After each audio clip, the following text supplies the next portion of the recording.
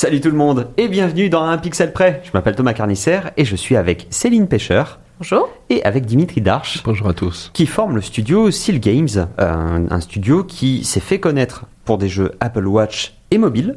Oui. Et effectivement, on va pouvoir un petit peu discuter puisque ça fait quelques années quand même que vous êtes dans l'industrie. Vous avez vu évoluer pas mal de choses.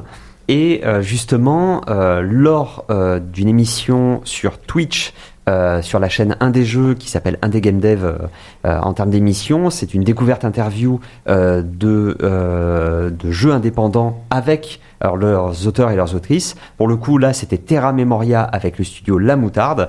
Et justement, François Bertrand nous donnait un petit peu son opinion finalement sur l'état de l'industrie en début d'année quand ils ont sorti leur jeu et effectivement aussi avec quel optimisme finalement ils jugeaient la situation. Le mieux c'est qu'on écoute de suite. Le jeu vidéo, c'est surtout dans des teams indés en fait, moins t'es nombreux et plus tu vas faire de trucs. C'est logique en fait, tu peux pas passer à côté de certains trucs. Un jeu c'est un médium complet.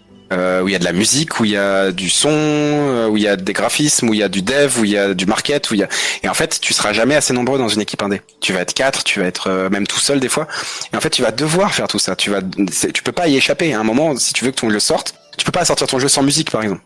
Donc t'es obligé de au moins t'y intéresser, d'avoir suffisamment de connaissances dessus pour pouvoir aller chercher les bonnes personnes pour le faire pour toi. Donc dans tous les cas, t'es obligé d'être très polyvalent, de t'intéresser à plein de trucs, d'aller prendre des tâches qui sont pas forcément les tiennes en disant vas-y, je vais le prendre, je vais monter en gamme là-dessus, c'est pas mon métier mais c'est pas grave, et de devenir vraiment quelqu'un de complet quoi. Et le monde du jeu indé, c'est ça en fait, c'est quand tu sors un jeu indé, il y a un moment, par exemple, faut faire le site web pour ton jeu en fait et pour ton studio. Faut faire du web du coup.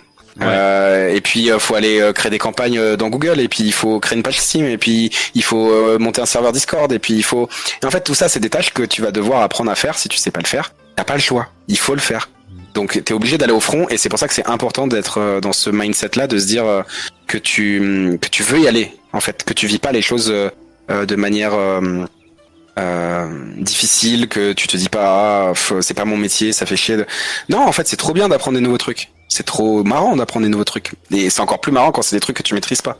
Moi je vois ça comme ça là, par exemple le nouveau jeu sur lequel on va se lancer, tu vois, il y a le côté raisonnable du chef d'entreprise qui dit il faut qu'on réutilise un max de trucs de Terra Memoria, et puis il y a François Bertrand qui a envie d'aller sur des terrains inconnus et d'apprendre des nouveaux trucs et de se lancer dans des choses qu'il faudrait pas, et de voir trop grand, parce que en fait c'est ça qui m'éclate quoi. Et on aura quand des petits teases sur cette nouvelle idée? Mais le plus tôt possible. Là cette fois-ci on veut vraiment pas rester dans notre coin et tout, donc ouais, je pense que là on va quand même, on a encore Terra Memoria à supporter. On a aussi des petits contrats pour faire survivre le studio qui vont s'ouvrir, donc ça va prendre un petit peu de temps avant de vraiment démarrer le prochain jeu.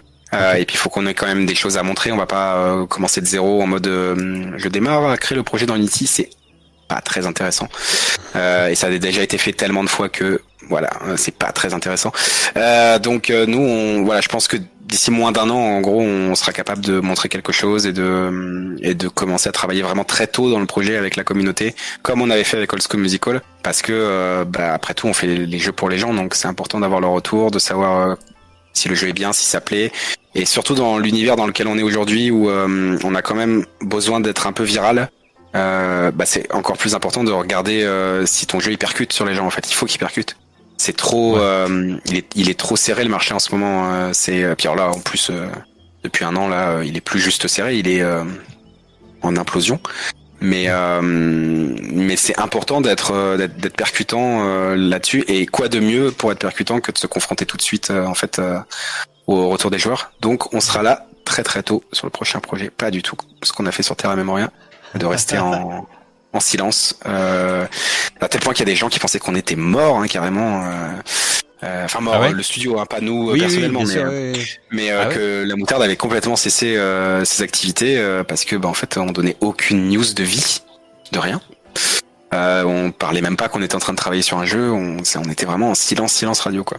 D'accord. Ah oui. Qui n'a eu aucun effet d'annonce de quoi que ce soit. Vraiment le pire move market de l'histoire de l'humanité. C'est terrible, terrible, vraiment.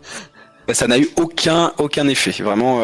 Par contre, ce qui a été quand même cool, c'est que vu que Old School Musical a eu quand même un bon succès, d'estime en tout cas, commercial un peu moins, mais d'estime déjà, c'est déjà bien. Quand les gens ont vu que Terra Memoria c'était fait par la moutarde, on a eu beaucoup de réactions positives en mode mais mon Dieu, c'est Old School Musical. Et en fait, on avait ce truc où les gens se souvenaient de nous comme d'une bonne expérience passée.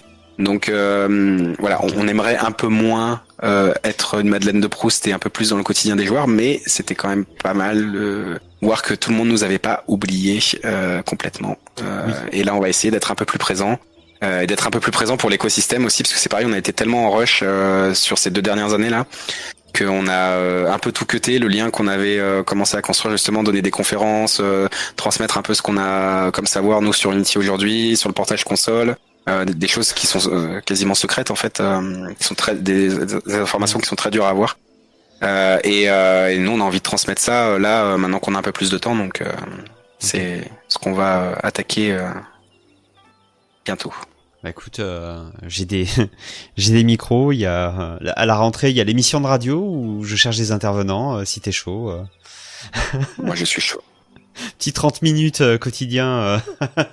On va expliquer au grand public comment c'est pas évident de faire des jeux et pourquoi est-ce que tel jeu est intéressant et pourquoi est-ce que cette tech faudrait s'y intéresser et ce genre de trucs quoi. Donc ça peut marcher comme ça, mais c'est vrai que effectivement ouais on se retrouve même là hier j'avais la discussion avec l'approche du festival du jeu de société sur le recul aussi du marché du jeu de société où en fait on a des éditeurs qui tiennent plus en fait c'est pareil dans le jeu vidéo. Ouais c'est ça, où là ça sent que ça essaye de faire de la trésor et c'est tout.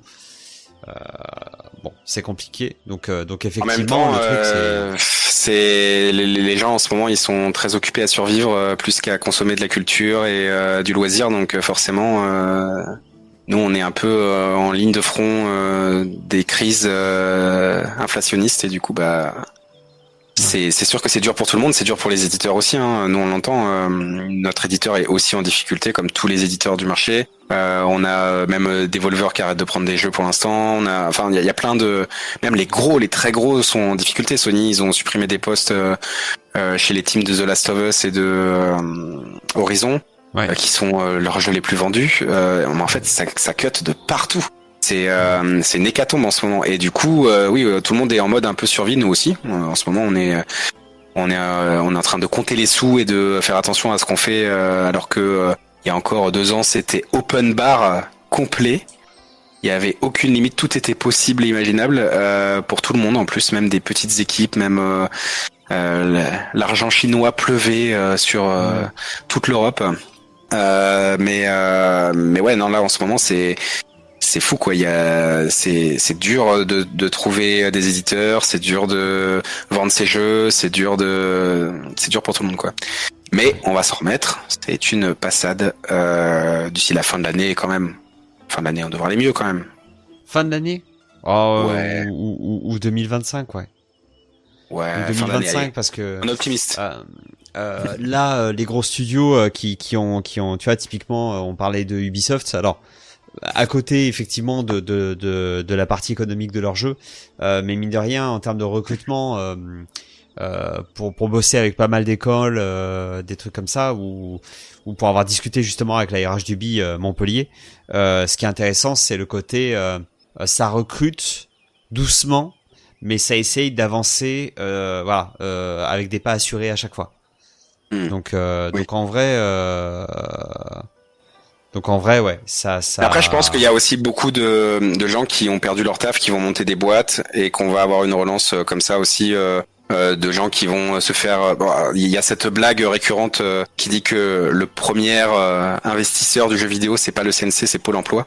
Et en fait, c'est un peu vrai. Tous ces gens-là qui vont se retrouver au chômage avec des idées de jeu, qui avaient pas le temps parce qu'ils avaient un métier, ils vont lancer leur projet. Ça va être financé par de l'argent public parce que c'est le chômage. Nous, c'est comme ça qu'on a financé OSM aussi. Hein. Oui, donc, il y a plein de boîtes qui vont se lancer comme ça, qui derrière vont avoir les capacités de recruter, et on va aussi relancer une partie du marché comme ça. Les gens qui se font virer, c'est pas toujours une mauvaise idée. Ça leur permet aussi de se libérer du joug de certaines boîtes où ils étaient un peu enfermés dans leur train-train quotidien et où ils osaient pas aller sur leur projet perso alors qu'ils ont des idées incroyables. Et des fois, je connais certaines personnes où ça leur a mis un petit coup de pied aux fesses et derrière ils ont sorti des trucs trop bien. Ils ont monté du studio, créé de l'emploi et en fait c'est trop bien derrière quoi. Donc ça paraît être une super mauvaise nouvelle sur le coup et en même temps je pense que le rebond qu'on va avoir derrière, on va avoir des trucs incroyables. Ouais, bah écoute, ça ressemble, c'est plus ou moins les propos que j'ai tenus sur l'émission de radio qui a été diffusée cette semaine. Comme quoi, c'est vraiment raccord quoi. Ouais. C'est vraiment raccord. Je suis avec toi sur cette analyse et effectivement on va avoir des surprises. On va avoir des surprises dans le jeu vidéo où on va avoir des gens qui vont débarquer en mode en fait j'ai fait ça. Mais t'étais pas viré toi? Bah si justement j'ai fait ça du coup. Ah quoi. Et après on va voir les grands groupes qui vont cavaler comme des tarés comme ils l'ont fait sur ces dernières années parce que mine de rien tous les rachats et tous les machins comme ça c'est le signe que les grands groupes qui eux sont des aspirateurs à pognon ont raté le coche sur 15 milliards de trucs et qui du coup en fait à un moment donné se sont retrouvés à racheter tout ce qui bougeait. On se rappelle peut-être qu'on va revenir aussi à un niveau plus indépendant même pour les éditeurs. Parce qu'en fait, il y a plein d'éditeurs qui aujourd'hui sont devenus très gros, mais qui en fait, il y a encore quelques années, il y avait une myriade de petits qui se sont lancés, même Devolver. À une époque, ils faisaient des barbugs sur le parking de l'E3 pour attirer la presse. Et en fait, on va peut-être revenir à ça aussi avec des nouveaux acteurs de l'investissement qui vont sortir un jeu, ça va tout péter. Derrière, ils vont se dire, bah vas-y, je vais mettre mon argent pour financer d'autres jeux. On va peut-être avoir des nouveaux labels indés qui vont se lancer et qui vont relancer l'écosystème aussi. En tout cas, c'est tout ce que je souhaite pour l'écosystème, parce que là, c'est vrai qu'on est un peu... je trouve qu'on est trop sérieux en ce moment. C'est pour ça que ça me... Tu vois, bon, c'est dur à vivre comme période, mais je sais pas, c'est une sorte de reboot un peu... ça fait un peu plaisir aussi, un gros coup de pied là-dedans, avec... je trouve qu'on était devenu un peu trop sérieux, ça parlait trop capital, business, investissement, machin. Je sais pas, là, j'ai l'impression qu'en ce moment, tout le monde se remet à penser plus jeux vidéo et à se dire vas-y c'est pas grave si on est financé par Pôle Emploi et on s'en fout du truc, on va faire un jeu qui te déchire et en fait on est un peu je sais pas, j'aime bien ce qui se passe en ce moment, je sais pas, c'est mon côté peut-être anarchiste aussi qui se réveille. Non, mais on a une vraie révolution conservatrice qui a eu lieu ces dernières années où on est revenu sur des espèces de valeurs. On est même encore là, tu regardes les news, les discours, les machins, c'est ultra conservateur. Et en fait, j'aime beaucoup l'idée que de temps en temps, t'as des dès que tu commences à parler à des artistes qui sont en train de bosser sur les trucs, il y a un côté un peu, tu sais, le sourire en coin, en mode ouais, on va être sage, ouais, ouais, bien sûr. Et du coup, tu fais quoi? C'est un mec qui bute des gens avec une guitare électrique. Tu vois ce que je veux dire? Ouais, ok. Ouais. C'est Hi-Fi Rush, ça. Ouais. Voilà, donc j'aime beaucoup cette pensée. Mais ouais, je pense vraiment là que ça a libéré pas mal de gens et que en effet, comme tu dis, on va avoir de belles surprises et une grosse vague de belles surprises parce qu'ils se sont tous fait virer en même temps. Oui. Donc ils vont tous arriver en même temps avec leur projet, ça va être incroyable. En tant que joueur, ça va être incroyable. En tant que joueur, ouais, ça va être fou, ouais. Complètement. C'est vrai que c'est une très belle conclusion. Donc effectivement, voilà, il y a quand même à la fois une lucidité de la part de François vis-à-vis de la situation qu'il voit, mais aussi un côté assez optimiste en se disant voilà, on a des gens qui partent de grands groupes parce que les grands groupes en fait sont en train de tout remodeler, principalement ça a aussi tapé sur le jeu de société, le jeu de rôle, c'est-à-dire que tout le monde s'attendait à ce que les gens consomment autant que lors du Covid, et en réalité ça a tout freiné vraiment d'un coup. Est-ce que vous, de votre côté, justement, vous l'avez vécu comme ça en début d'année et en année dernière? Est-ce que vous avez senti en fait un resserrement du marché? Alors nous, le resserrement qu'on a ressenti, c'est surtout au niveau des consommateurs. C'est-à-dire que lorsque l'iPhone est sorti, il y a eu ce boom des applications et des jeux iPhone, le fait de payer 1, 2, 3 euros pour avoir un jeu et l'avoir disponible à jamais. Et au fur et à mesure, le free-to-play, et puis après les hyper-casual games ont pris le dessus en termes de vente de marché. Alors attention, je ne mets aucun jugement sur la qualité de ces jeux. Il y a d'excellents free-to-play, il y a d'excellents hyper-casual. Mais au niveau de la monétisation et des habitudes que les consommateurs ont, ça a clairement évolué. Parce que justement, pour expliquer un petit peu, le free-to-play, je télécharge, c'est gratuit au téléchargement, mais je vais avoir des microtransactions dans le jeu pour pouvoir acheter de la cosmétique ou potentiellement de me retrouver à débloquer des niveaux supplémentaires ou des vies supplémentaires si j'échoue un peu trop. Voilà. Et après, on a vraiment le hyper casual. Où en fait, on est sur une mécanique assez particulière là encore. C'est ça, le free-to-play, c'est votre Candy Crush, où vous dépensez un peu d'argent pour avoir des bonus en plus. Le hyper casual se base plus sur le fait d'avoir beaucoup de pubs. Entre chaque niveau, d'avoir une pub interstitielle de 15 à 30 secondes. Et voilà, c'est là, ça repose vraiment sur le volume. Donc nous, la manière dont ça s'est manifesté, en fait, c'est que les derniers jeux qu'on a sortis, on a toujours voulu un modèle de jeu payant. Parce que c'est comme ça qu'on a été éduqués, de se dire, on paye une fois, on est tranquille, et on n'essaye pas de faire plus d'argent, on estime que tu dois payer un prix juste pour l'application, et puis après, on part bons amis. C'est clairement quelque chose qui, sur mobile, ne marche plus. Alors, ça marche peut-être, il y a toujours quelques contre-exemples, Minecraft, etc., mais à moins d'être une grosse marque, une grosse brand qui vienne d'en dehors du jeu mobile, c'est devenu quelque chose de à peu près invivable. Donc du coup, nous, on l'a ressenti à ce niveau-là que, concrètement, le fait que le portefeuille soit un peu plus, qu'il y ait quelques oursins dans le portefeuille, on l'a ressenti parce que les utilisateurs disent, écoutez, on aime beaucoup ce que vous faites, mais demander 1 euro, c'est peut-être un peu trop. Il y a une certaine poésie dans ce genre de phrase. Donc oui, c'est vraiment cet aspect de se dire, faut qu'on s'adapte au niveau de la demande du marché, soit faut faire du free-to-play, soit si on veut faire des jeux payants, il faut aller sur un autre médium. Et donc effectivement, pour vous, vous avez quand même senti ce changement d'habitude de la part des personnes consommatrices. Ouais. Et vous avez senti aussi vis-à-vis finalement des autres studios autour une espèce de tension.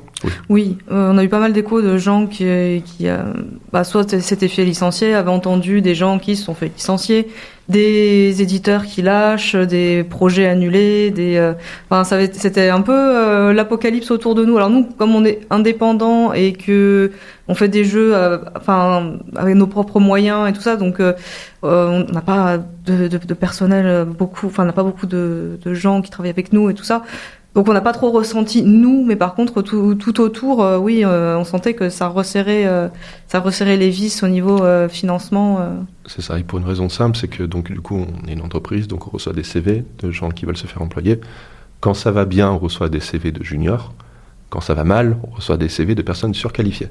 Donc du coup, des personnes qui ont 8, 10 ans d'expérience, qui postulent à des positions de juniors, on leur dit c'est absurde, on va pas, c'est un métier, c'est quelque chose qui est censé être fait pour un stagiaire qui sort d'une école de jeux vidéo ou un truc vraiment en entrée d'industrie. Et donc du coup, on se retrouve des fois avec des candidatures de lead, donc ce qu'on appelle des chefs de section, chefs de game design, chefs de level design, etc., qui se retrouvent à candidater pour des petites entreprises.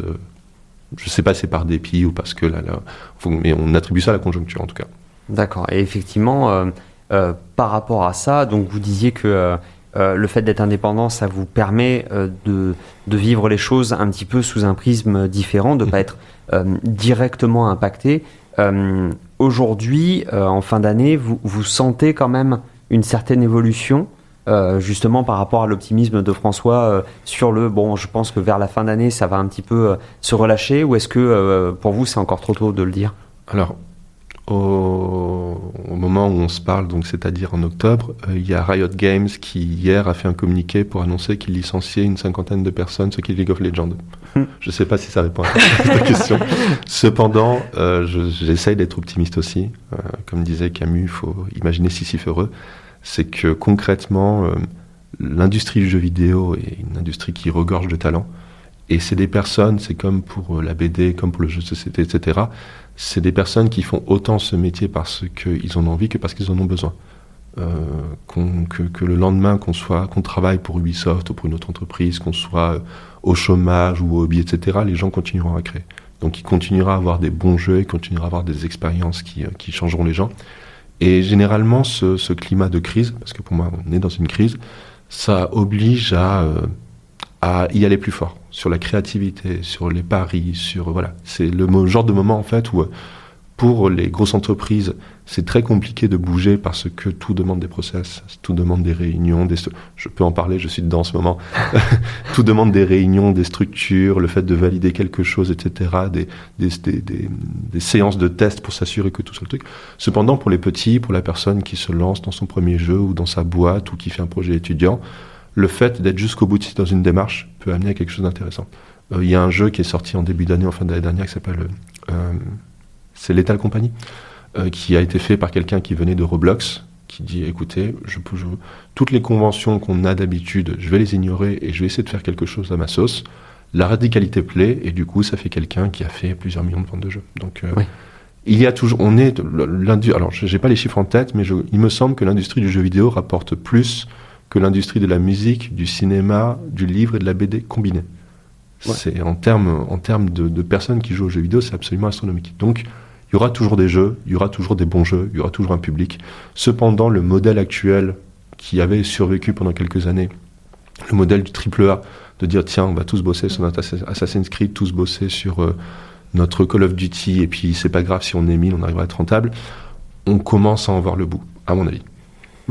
Et justement, du coup, vous avez été plus impacté finalement par le Covid lui-même que par ses retombées. Oui, que par l'après. Nous, c'est vraiment justement, comme disait Dimitri tout à l'heure, on avait mis en place, donc on avait des prototypes, on avait des contacts avec des éditeurs pour éventuellement shipper des jeux, ce genre de choses. Et il y a eu le Covid. Et ouais, on vous recontacte quand la situation se tasse. Et on n'a pas trop eu de recontact. Donc nous, c'est plus à ce moment-là où en fait il y avait pas mal de choses qui étaient dans la pipeline. On s'est retrouvé un peu avec ça sur les bras. Qu'est-ce qu'on fait en fait? Et nous, il a fallu qu'on réfléchisse à nous recentrer, à une stratégie qui est propre à nous et pas pour tel éditeur ou tel éditeur. Et du coup maintenant qu'on est sorti du Covid et tout ça, on ressent pas tellement l'impact parce que on dépend de plus de personne, à vrai dire. Et justement, là actuellement, donc vous êtes sur vos projets, les fameux 4. Fantastic Four. Oui, c'est ça. Fantastique. Vous êtes aussi sur du coup des prestations en externe. Justement, vous êtes parfois en prestation avec des plus grosses entreprises que vous. Là, en ce moment, il y a notamment le cas de Ubisoft. Vous en parliez tout à l'heure. Donc il y a le côté Ubisoft Montpellier qui sert notamment de point d'ancrage pour beaucoup de studios. Mais il y a aussi cette idée que, à un moment donné, Ubisoft, là actuellement, il y a des jeux qui ont du mal justement, comme tu disais, Dimitri, à sortir des fois des sentiers battus. De l'autre côté, on a le cas de grève là actuel notamment sur Montreuil vis-à-vis du fait de faire retravailler les gens en présentiel. À quel point est-ce que vous vous sentez concerné en fait par l'actualité d'Ubisoft? Alors, à titre, comment ça nous impacte, nous, les affaires de la CIL, ça ne nous impacte pas. On ne fait pas les mêmes types de jeux et de manière générale, il y a assez de place pour tout le monde. À titre personnel, je salue tous mes collègues d'Ubisoft de Montreuil et de Montpellier. Pour moi, les créateurs de jeux vidéo sont les personnes qui font le jeu vidéo. Ils doivent être considérés.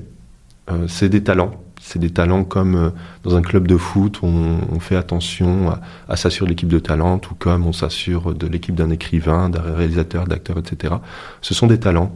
Les personnes d'Ubisoft, ou quoi qu'on pense des jeux, qu'on les aime ou qu'on les aime pas, sont extraordinairement talentueux, font de leur mieux, travaillent dur, et donc du coup méritent d'être considérés. Après, dans les détails, je sais pas exactement, je n'ai plus les détails des revendications et des contre-propositions, mais de manière générale, sans eux, il n'y aurait pas d'Ubisoft, il n'y aurait pas de jeu. C'est ma position. Ouais, tu partages aussi. Oui, je partage totalement la position. C'est les créatifs qui font les jeux, et sans créatifs, pas de jeu. Et si ces créatifs décident de partir d'une grosse structure, où ils seront licenciés d'une grosse structure, comme disait Dimitri tout à l'heure, ils continueront à faire des jeux, et c'est là peut-être qu'on verra émerger des nouvelles pépites indie. Parce que c'est toujours, encore une fois, les créatifs qui qui mettent d'eux-mêmes dans des jeux. Oui, d'où le propos notamment de François de dire Pôle emploi, c'est finalement le premier financeur de la créativité française. Totalement. On a un peu cette impression-là. Je vous vois d'accord. Totalement. Et ce n'est pas d'évaluer le rôle du marketing, du financement, etc. Bien entendu, c'est un écosystème. Il faut que tout le monde s'y retrouve. Mais de manière générale, lorsque il y a un appel à la grève qui est suivi par autant de personnes, et les studios de Montreuil, c'est une centaine, des milliers de personnes, je ne sais plus. Voilà, il y a peut-être quelque chose d'intéressant à écouter dans ce qu'ils ont à dire. Ouais. Effectivement, ouais. C'est vrai que là actuellement, on a eu sur Radio Clapas, on a eu l'opportunité dans l'émission Games and Pixels, que vous avez encore en podcast, de parler de grands groupes en fait qui faisaient partir énormément de monde. Des fois de façon assez étonnante. On pense notamment à Unity Technologies qui ont fait partie ils ont fait partir des gens de chez Weta, donc qu'ils avaient racheté pour plusieurs milliards de dollars, et ensuite de faire partir quasiment 300 personnes de là-bas, alors que c'était ces gens-là qui faisaient la force vive en fait de Weta, donc spécialistes en effets spéciaux. Voilà, si je me trompe pas, les gars du Seigneur des Anneaux. C'est ça. Voilà. C'est juste. La défense se retire. Oui, c'est ça. C'est exactement ça, quoi. C'est-à-dire qu'à un moment donné, bon, il y a clairement une espèce de différence entre la capacité des équipes créatives et effectivement la capacité de décision des studios. À un moment donné, il y avait ce propos-là, et on va voir si vous êtes d'accord. Je tenais le propos quand j'étais sur Twitch, de dire, en fait, en réalité, l'une des problématiques, c'est qu'on dirait que sur les gros jeux, on finit par avoir une temporalité en deux sorties. La première sortie pour faire plaisir aux actionnaires et pour faire plaisir, en fait, aux décideurs du top management, et la deuxième, en fait, en réalité, quand le jeu est enfin débugué, quand le jeu est enfin prêt, finalement. Quand il est tout patché, tout bien. C'est ça, quand il est tout prêt, justement, pour les consommateurs. Qu'est-ce que vous en dites ? On va dire si c'est pas ça l'intention, c'est troublant. Non, c'est que en effet, surtout que maintenant ça se démocratise, le fait de sortir le jeu en avance pour les personnes qui ont précommandé le jeu. Je crois que c'est pour le jeu Life is Strange où les gens qui ont précommandé auront le jeu 2 semaines en avance. Il y a aussi cette optique de ce qu'on appelle le live service, donc le fait qu'un jeu alors, il fut un temps, on jouait à un jeu, on y jouait pendant un certain nombre de temps, puis on passait au jeu suivant. Maintenant, il y a une ambition, et je ne critique pas, c'est pour être factuel, il y a une ambition à ce qu'on continue à jouer à un jeu pendant des années, des décennies à vie. C'est le cas de Minecraft, d'un Call of Duty, NBA 2K, GTA, Roblox, etc. Alors, c'est des jeux qui font énormément d'argent. Les jeux que je vous ai cités font des milliards par année. Donc, du coup, quand des personnes doivent investir, quand des fonds d'investissement doivent décider de leur stratégie, et qui disent, tiens, il y a ce studio de jeux vidéo qui est très fort, qui a fait des jeux super populaires qu'on appellera, pour l'exemple, Batman Arkham Asylum, si on les mettait sur un jeu service, parce que le jeu service, ça fait de l'argent, et ils savent faire des jeux, donc ils savent faire des jeux qui font de l'argent. Sauf que le jeu vidéo est un savoir-faire. Faire un jeu qui se termine en 20 heures, ce n'est pas faire la même chose que faire un jeu qui se termine en 2000 heures. Ce n'est pas les mêmes effectifs, ça demande un service continu, ça demande un marketing continu, ça demande une écoute des joueurs, c'est limite un métier différent.